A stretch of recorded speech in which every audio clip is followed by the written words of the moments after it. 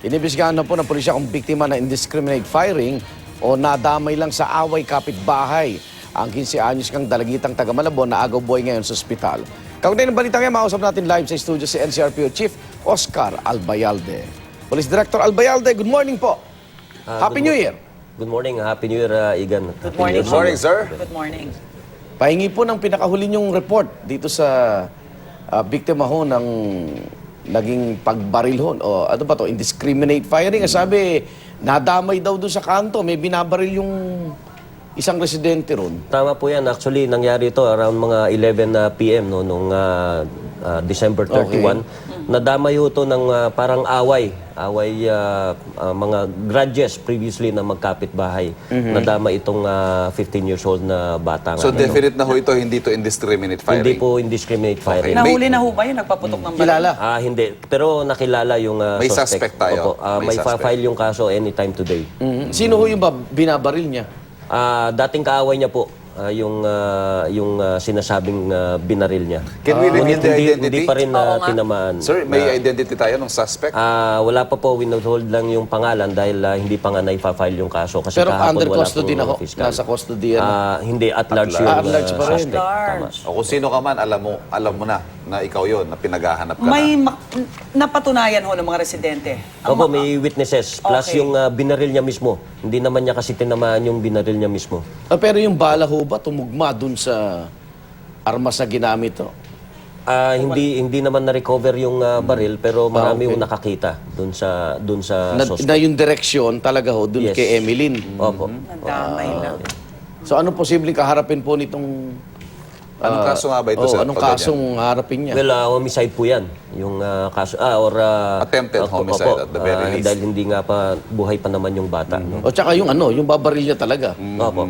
Yan. Attempted murder doon dahil, di ba, yung babaril niya May talaga. premeditation po Ngayong dyan. araw ho, i-reveal ho yung identity ng suspect Opo, dahil after ng pag-file ng kaso. para makatulong yung mga kababayan natin. Tama po yan, diba? dahil So, kahapon ngayong walang available Pero may fiscal hot pursuit sa- tayo ngayon sa kanya. Opo. Ongoing Opo, ngayon. yan. Alam mo nang ikaw. Punta natin sa Tondo, yung si PO1. Opo, Castillo? Nalasing eh. Kitang-kita hong uminom. Tapos Tama po yan. anong Isang, report pong natanggap nyo? Itong si PO1 Daniel Castillo. Opo. No? Actually, naka-duty pa nga ho siya noon. And he's in fact in uniform. No? Kaya nung nalasing daw ho, nagpaputok at sinumbong ng mga kainuman niya. Ayan siya, yan, At nakikita natin. yun nga, nahuli. No? Wala namang sir nasaktan doon sa ginawa niya. Wala Nadamay. naman kung tinamaan. Pero ito, sir, linawin natin ha, yung naka-uniforme, naka-duty at umiinom, yan pa lang, sabit na siya dyan. Opo. May problema na Opo, siya may dyan. problema na siya dyan. No? Okay. At yan ay Dinagdagan pa. na-inquest na kahapon at nakakulong sa headquarters ng Manila Police District ngayon. Meron po siyang ano yun, Megaphone. So, wag magpapaputok, wag iinom. Siya yung taga-sigaw nun.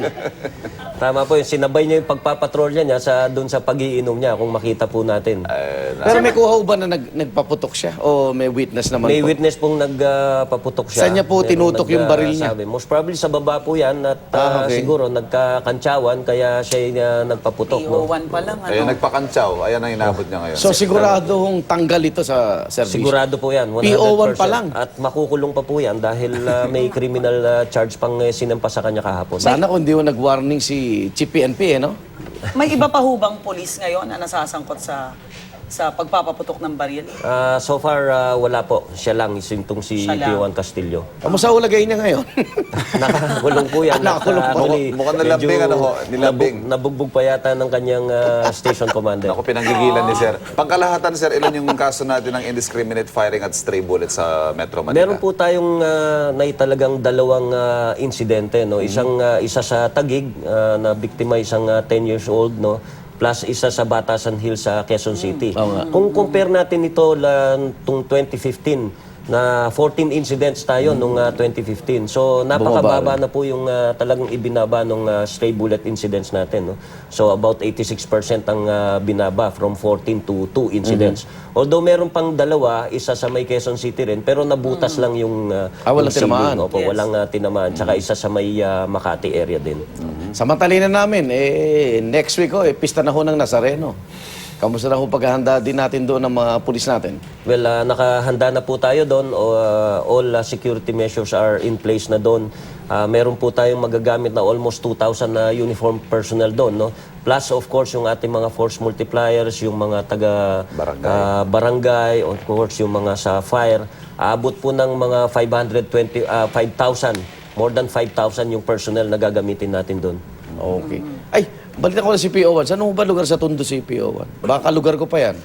Nakalimutan ko po yung lugar. Station May 1 daw eh. Station 1 po yan. Station Opo. 1. Okay. So, okay naman po lagay niya. Maraming salamat po. Maraming salamat po. Happy New Year! po Ayan, sa sa mga lahat ng mga nasa NCRPO. NCRPO Chief Police Director Oscar Albayalde.